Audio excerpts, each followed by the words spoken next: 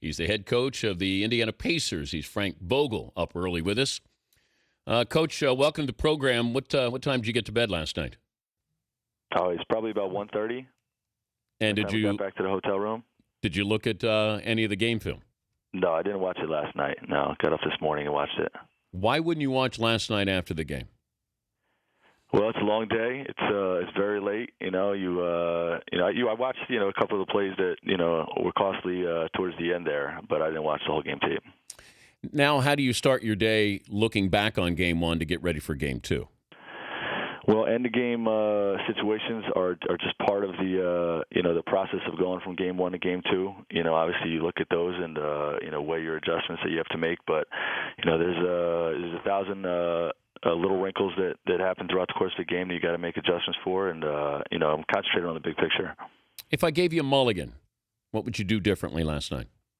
Well, I'd probably, in hindsight, seeing how the game turned out, either have Roy Hibbert in the game or stress the importance of, spacing and keeping guys in front of us. I think the decision when you have 5 3-point shooters on the court and 4 of them are future Hall of Famers and been go-to guys most of their career, the decision to go with 5 great one-on-one individual defenders with the intent of switching everything and keeping everything in front of us is sound thinking. Obviously, it didn't work out in this situation. But as you're in the huddle there, was there any thought of bringing in Hibbert? Did he say anything about? No, we had Roy in the game. That's the tough to swallow part. We had Roy in the game, and we called timeout to take him out with that intent. Because Chris Bosh is a spacer and every bit is capable of beating you in 2.2 seconds. The thought process behind switching and keeping everything in front of us. Look, all you got to do is keep whoever has the ball, turn them into a second move, and you win the game. LeBron caught it in one bounce to the rim, and that's the game. So I was comfortable with the decision. It clearly didn't work out. Well, I was wondering that if you take the ball out of LeBron's hands, if you just make a conscious decision, is that possible? I'm always preaching this. Whenever Jordan would play, and I'd say, don't let Jordan have the ball, let somebody else be in that situation. And as you said, look, you got Dwayne Wade or Ray Allen, you got guys who have hit big shots. I just can't have LeBron have the ball in that situation. Is that possible? It's a pick your poison thing. He's best at being a facilitator, and he's proven over the course of his career that he's going to make the right basketball play on the last play of the game. You got to make him shoot a tougher shot than we made him shoot. How tough is that walking off the floor with the emotions draining? Trying to win a game in Miami, thought you had the game. It's tough. It's really tough. Just from a standpoint of seeing how hard our guys fought, put ourselves in position to win the game. We didn't play a perfect game, but we did enough to be in position to win it. And any kind of last second loss is always tough. But with the stakes this high, it's gut wrenching. And but you have to keep the big picture in mind. We've got a great deal of belief that we can beat this basketball team. Our guys believe we can beat this basketball team. And I think it's going to be a heck of a series. He's Frank Vogel, the Pacers head coach, joining us. Dan Patrick Show. Paul George hits that 3. What'd you think? Just a young star rising to the challenge. And he hits that shot, and he makes all 3 free throws when he gets fouled in the overtime session. So the way he defends and is a two-way player, to see his offensive game, rise to the occasion in a late game situation like that, is pretty neat, pretty special. Very happy for the kid. You got more confidence or less confidence after last night with beating this team at home?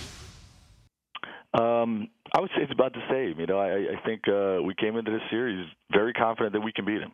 And we know we got to get a game here, at least one, to win this series. And I think we proved last night that we can get a game here.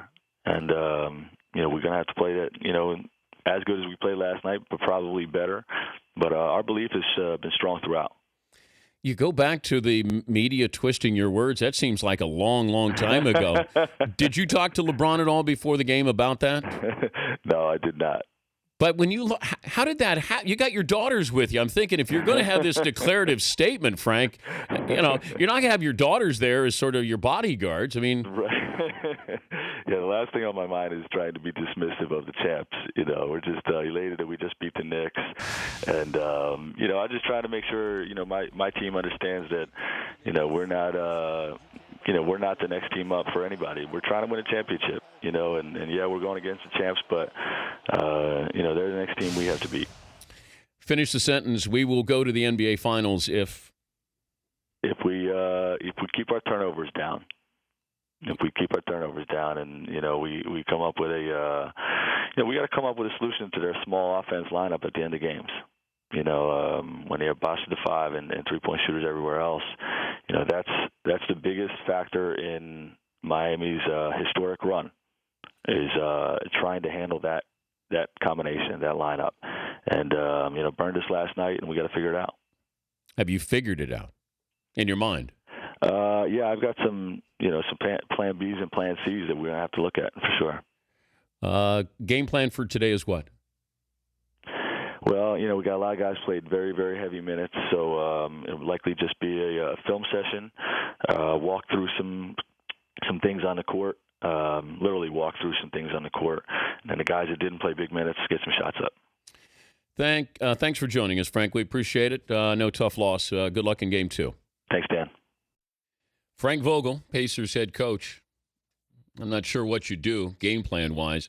And trying to keep the turnovers down. TNT had a great stat late in the game.